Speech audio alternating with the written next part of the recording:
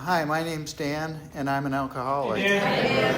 And my sober date is 3/24/14, which means I've got 11 years of sobriety. I have a sponsor. My sponsor's name is Phil, and he's been my sponsor since I got sober. I have not relapsed in my sobriety. I've been lucky about that, and so I have many service positions, as Lara has hinted at. I'll just get right into it. Who am I? Well, I was born in 1958 in a little log cabin in the woods, but not really. I grew up in the Detroit area, West Detroit, Dearborn, Michigan. My dad was a steel worker. My mom was a biochemist researcher, but back then, if you were a woman, you had to quit your job to have kids. So she quit her job and had 5 kids. I can remember growing up, my dad had a travel trailer, and we used to go on trips, and then he had a boat, and we used to go boating. And so he was doing okay. I was a child back then. I was the kid that my mom decided was going to go places. I guess she was more disappointed about her other kids. I don't know. My mom was disappointed about everybody. But I ended up letting her down. I have to say that everybody in my dad's family was an alcoholic or an addict. And they had some bad genes. And as I grew up and got older, then all of my siblings became alcoholics and addicts. We all shared the same disease, and we'll see that. We all let my mom down. She was the Al-Anon person in the house. But as a kid, things started out well for me. Being a smart person, I did things. Before I got introduced to alcohol and drugs, one of the things I did is I got in a really bad accident riding my bicycle, so I started canoeing and kayaking, and I started competing, and I joined this club, and we used to paddle up to the Arctic Circle every year. I started doing that when I was 15, and we used to do that for training, and I thought that was fun. And it was very exciting. You had to start in Lake Superior, paddle upstream, and then downstream into the Arctic watershed. Later on, I learned how to play the guitar, and I became a wrestler in high school. I got a job at a tailor shop, and I was the one they decided to teach how to alter clothes. So when the tailor had a day off, I took over and did the job. Kind of like I do at Intergroup today, right? People trust me for some reason, and so that's how I started out. So my dad was born in Nova Scotia. He was a Canadian.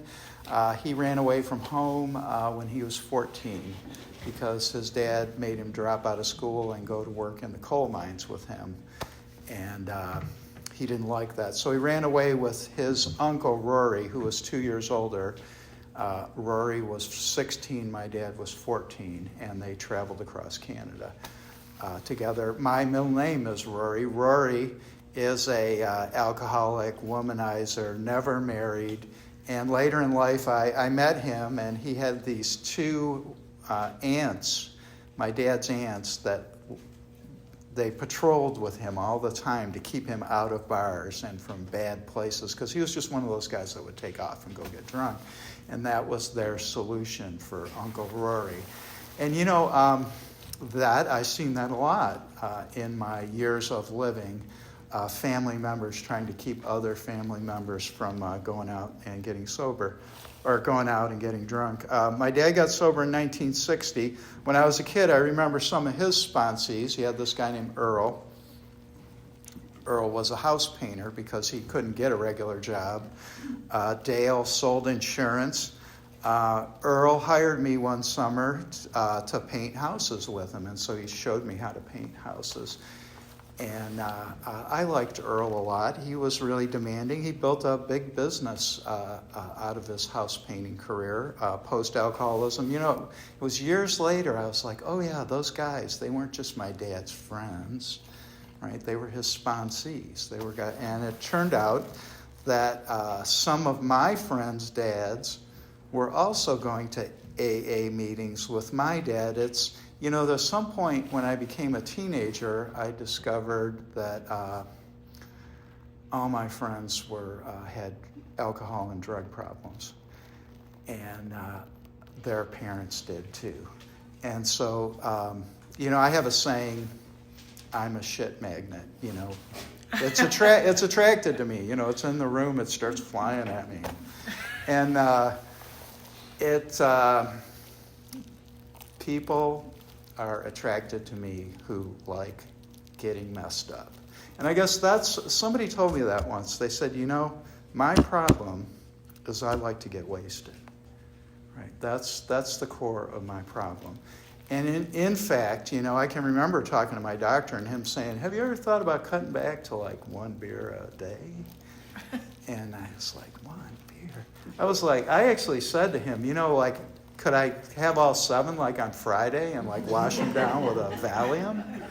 Because that would go someplace, right? I might be like, woo, I would get that messed up feeling, right? I didn't, this idea that I'm just going to have a drink. And quite frankly, that's one of the things that has kept me sober, is knowing and being honest about the fact that I don't want to just have 1 drink. That's pretty crazy, right? Who wants to have 1 drink? I want all the drinks.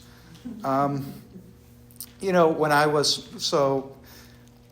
a teenager, my dad relapsed. And I think what happened, he was having an affair with some woman at work, and she started calling the house, and then the next thing we knew, my dad was drinking. And this was in the 1970s. I was a teenager. And shortly around that time, me and my brother also turned to drugs and alcohol. And I don't know whether it was hormones. 1 minute I pictured myself as a nice little kid, and I was in the Boy Scouts, and the next minute I was doing and selling hard drugs, right? And I was trouble, right? We did things like one night we threw a picnic table through somebody's front picture window. And so we did things that were wrong, and I can't even explain it, except that, you got filled with some kind of emotion like rage, and you just lost control. And, fortunately, the only other thing that ever happened to me, because I'm a white kid, is I spent 1 night in jail. And that was it, right? And let's see here. So my dad relapsed, and then he got sober. I still remember visiting him in the hospital. Brighton Hospital was an early treatment place in the Detroit area, and he was out there lying in bed, and I went out to see him. I must have been like 14. Well, Dad, what made you stop drinking? I didn't know anything about it. And he said, oh, your bitch mom, she took all the money out of the bank and hid it. And that was rigorous honesty for you, right? I didn't have any money, otherwise I'd still be out drinking, and that was the truth. But then after he got sober, my dad would say things to me, and quite honestly, I think he was, he'd go to meetings, he'd hear things, he'd talk about them around the house, or I think he might have been 12-stepping me, right? Because, he knew I was not the best. And so one of the things he used to say whenever anybody would say, like, oh, what you should do, you should get a new job, he'd say, what I'd like you to do is go in the bathroom, son, and look in the mirror and think about what you could do to change your own life. And then shut up. and it is true when you think about it. When you say to somebody like, oh, I think you should lose weight, or I think you should get a new job, those are, how easy is that? We just throw those off, right? But if you actually wanted to lose like 20 pounds, it might take you 6 months to do that. It might be a big effort. So yeah, giving other people advice is not nice. I remember his home group, they didn't let people speak at his home group until they had a year's sobriety. I remember that because he was arguing with one of his sponsees one day, and the guy, Johnny, was like, I want to talk. And my dad's like, you've got nothing that anybody wants to hear right now. And that the deal at his home group was once you had a year's sobriety, you could speak at a meeting. Until then, you just kept your mouth shut and listened. And so that was a little bit different. So, then I grew up, got a job. My dad got me a job at the steel mill. I was initially, when I graduated from high school, I graduated with like a 3.5 GPA, which was amazing because I was dealing and using hard drugs. And I started going to University of Michigan. My dad got me a job at the steel mill, working midnights. And after a couple of years of that, I dropped out of college, and because the money was really good, and we didn't do anything except drink and use drugs all day on the job at the steel mill. And my best friend was my coke dealer. He worked there too. And like my brother, for some reason we started having kids. And so my daughter was born in 1981. And, I still remember when my daughter turned 22, I said, when I turned 22, you were born. And it seems frightening now to have a kid at that age. And especially, I got laid off at the steel mill, so I didn't really have a regular full-time job either. And so up until kind of like that point in my life, I never really did much because I really didn't care about anything. Except having a good time. And so having a daughter was a really good thing. And lo and behold, what happened was my wife became a crackhead. And she left me. And this thing does not look like it's recording anymore. Oh, it is. Okay. The time was not moving. I thought I was stuck in a vortex here. So I still remember my wife coming home one day and saying I'm so busy, I've got so much going on in my life that I can't take care of a kid right now. And she left us. And she moved into a crack house on Gratiot and 6 Mile in Detroit. She lived in the basement for a while. And then she went all over in her addiction journey. She had a really rough life when she was 16, her mom died. They don't know if it was an overdose or whether she committed suicide, but her dad and her mom were both heavy drinkers and pill poppers, the kind of pills you got from the doctor back then. Mother's little helpers, whatever you want to call them. We stole them as kids. They were good. I still somebody the other day said, Quaaludes, and I was like, I haven't had a Quaalude since I was a teenager. I still remember how great those things were, but I know we're not supposed to idolize drug use. So, anyways, so it turned out that was a really good thing for me because I woke up one day. It was like a spiritual experience, whatever. I have to do something because I have a little kid. And I have to take care of her because nobody else is going to do it. And so I got serious and I started getting my life together. I had some dumb jobs, but then eventually I went to a training program and I got a really good job as a computer guy. I went to a 90-day low-income training program to learn how to computer program. And the next thing I knew, I was working at GM. And because I could do stuff and I was talented, they gave me really interesting things to do, and I ended up with a full-time job, and I ended up being very successful. And that was really great for me and my daughter. I met a woman at work that didn't drink or use drugs, and I was like, thank God, and I married her. Because even though I was like, I can't go through this again. And it turned out that she turned into being the evil stepmother from hell. You read those Cinderella stories where the stepmother is mean and that's what happened with my second wife and my daughter. But in the meantime, I got really successful. I got more successful. I bought a house on a golf course, and I got a single-digit handicap. I was doing this job for a couple years where I opened up corporations in foreign countries. And then in addition, I was on an acquisition team, and we would go out and find companies to buy and do the due diligence and then acquire them. And so I traveled a lot. And, I drank, but, I talk about this period of my life, my drinking was doing push-ups in the parking lot. Remember I said I like to get wasted. Well, I did like to get wasted, and I would lose control. And I look back and I said, well, there was some point where that would happen a couple times a year where I would get really out of control drunk.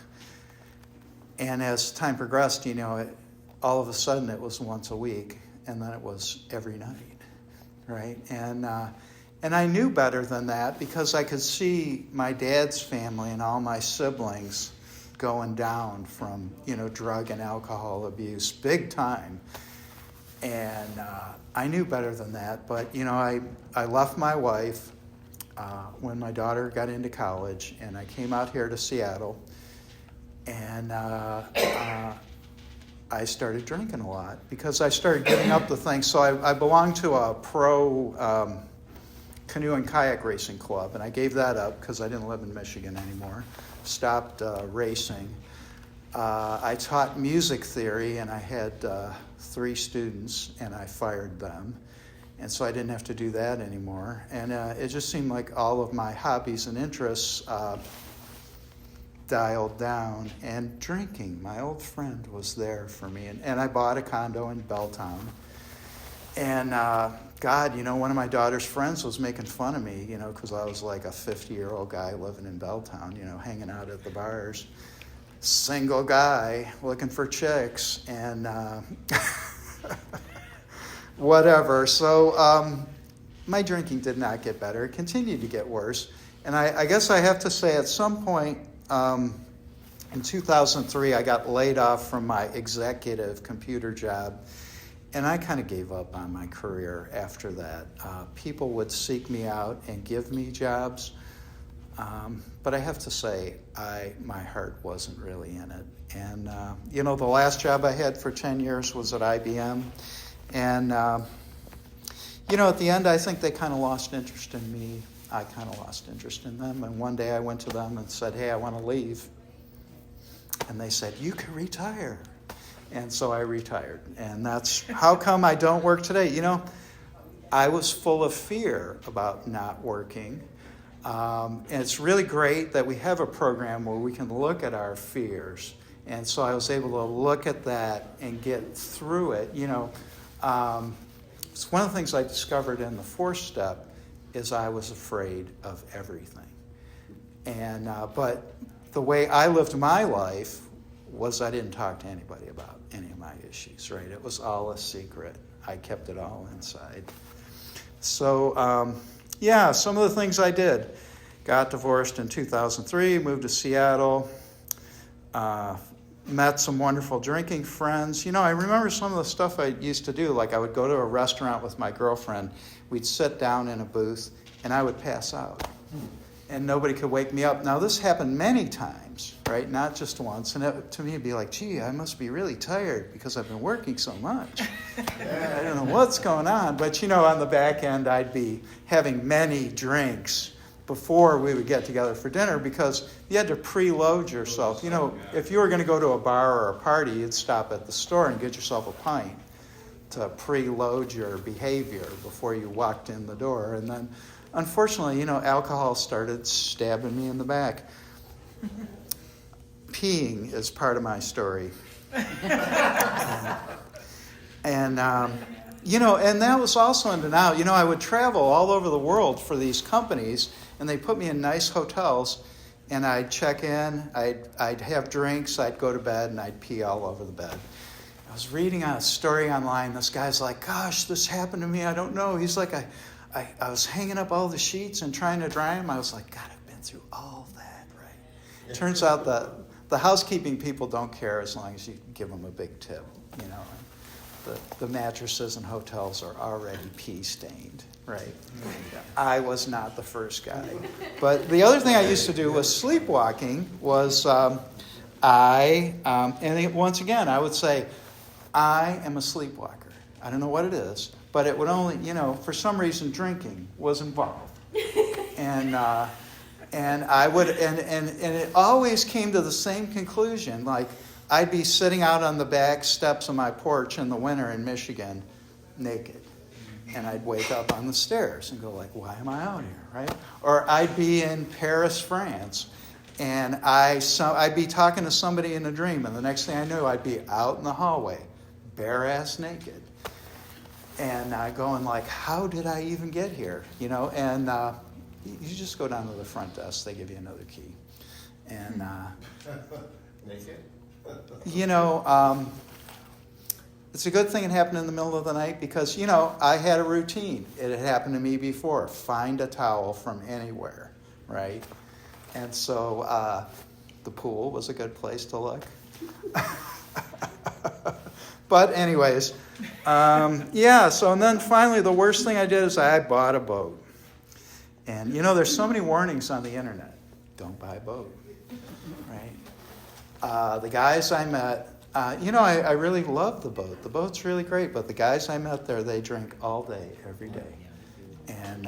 And they showed me how to drink, and I was not physically addicted until I met those guys, and that's when I started having the shakes. And going to the liquor store in the morning, stopping at the bar at 6 a.m. to have a couple shots to get over the shakes. That all started happening once I fell in with those guys. Finally it got so bad that I couldn't reliably go to work anymore because I started going on benders that would last for days, and then the last one lasted for 2 weeks. And I couldn't stop at the end of 2 weeks. And I called my work, and they sent me to treatment.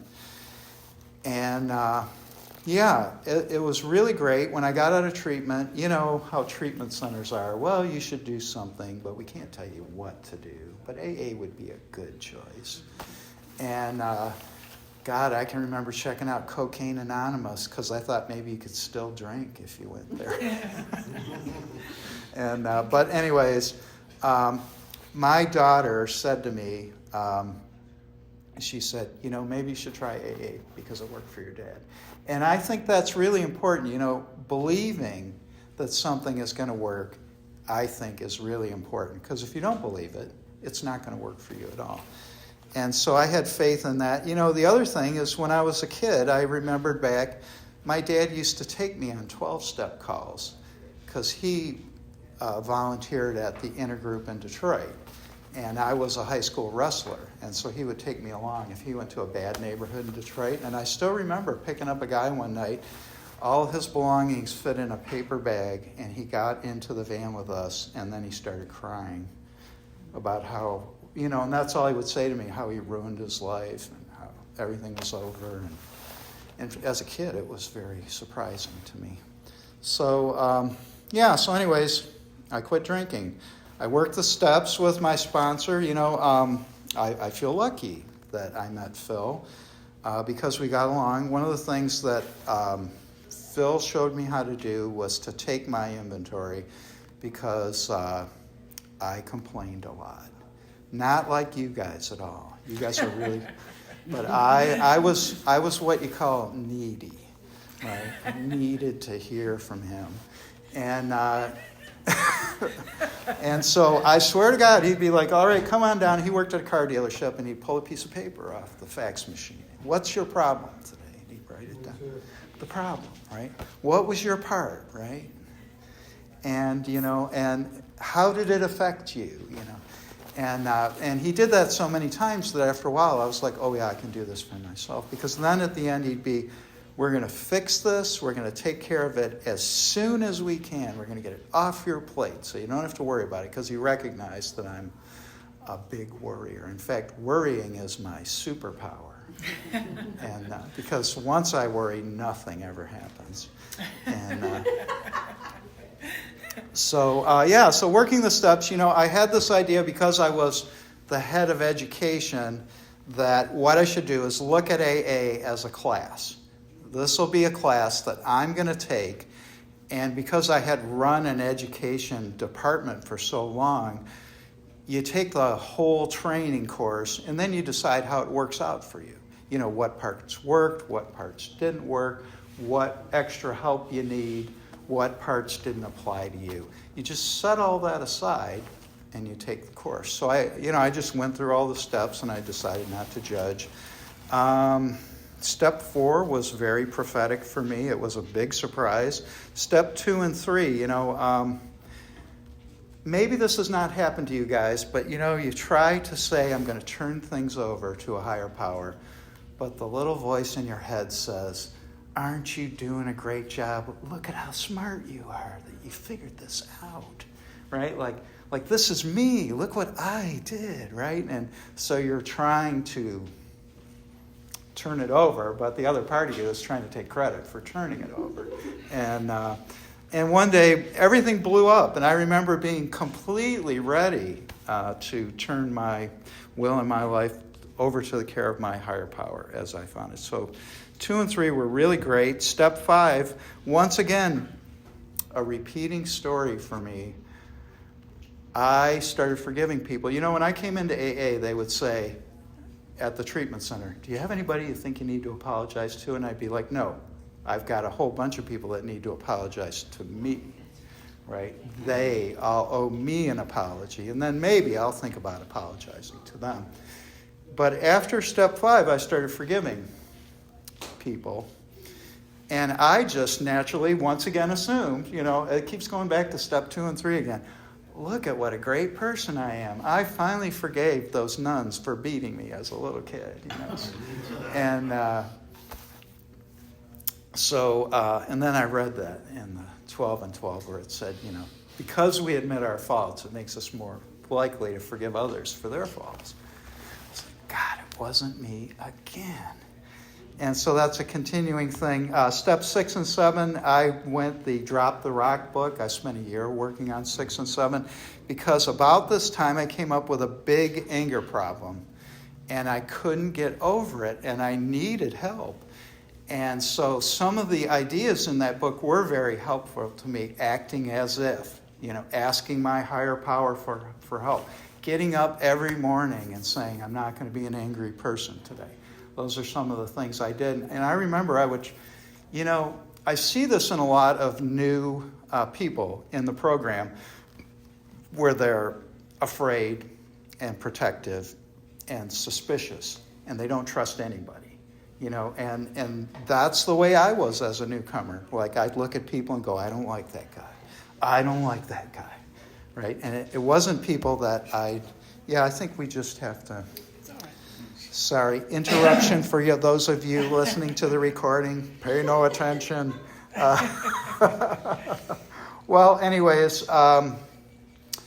6 and 7. So I did a lot of work on my anger problem. That was really great. Going out and pretending that I was a happy person and saying hi to people was a new experience for me, right? And I have to say, I look back at it and said, what happened to me is I spent about 20 or 30 years as a workaholic. I had a lot of disasters early in my life that caused me just to say, I'm not going to deal with my family or any of their shit. I'm just going to work all the time because working paid off for me. And until it didn't. So didn't have a lot of people that I needed to make amends to because, I didn't fall very far. And then I wanted to talk about, there was some woman, and I only have about a minute and a half, that used to come to my meeting. She's passed away, and she would say, I found happiness in AA. And I would sit there in my chair and I'd be like, shut up. Like, I can't, I was jealous, right? That I'm so happy. And I'd be like, shut the hell up, knock it off. But then one day I found happiness. And it's there. It was right there in front of me all the time. And it came through my meditation practice where I just discovered that I could be happy whenever I wanted, right? And that's something that, the message is there all the time. We just choose not to listen to it, These emotions that we have, actually, we summon them up and then we play with them. I feel hurt today. I feel angry, right? I'm so sad. But those are actually things that are somewhat within our control, right? And then when we look at them, they're often very flimsy. And there isn't any reason that we can't say, this is a really great life. In fact, I was suicidal for a time early in sobriety. And then one day I said, I'm over 6 foot tall and I'm a white guy in the United States, so things are never going to get better for me. If I kill myself, I'll probably come back as like some little kid in Africa or some terrible place. Or worse yet, I could come back as like a rat or something. And so, right. And somebody will swat me. But like here, this is a great life, right? I mean, I've got an opportunity. And it's being sober is really great. I'm going to say, too, that one of the things I learned is it's a one-day-at-a-time program. And every day you've got that's sober is a gift, right? And so I know people that have gone out. And when I look back at it, I look back and say, yes, but they were sober. And that was a gift. Right? And so I should stop, huh? Yes. Thanks, Steve. Thank you.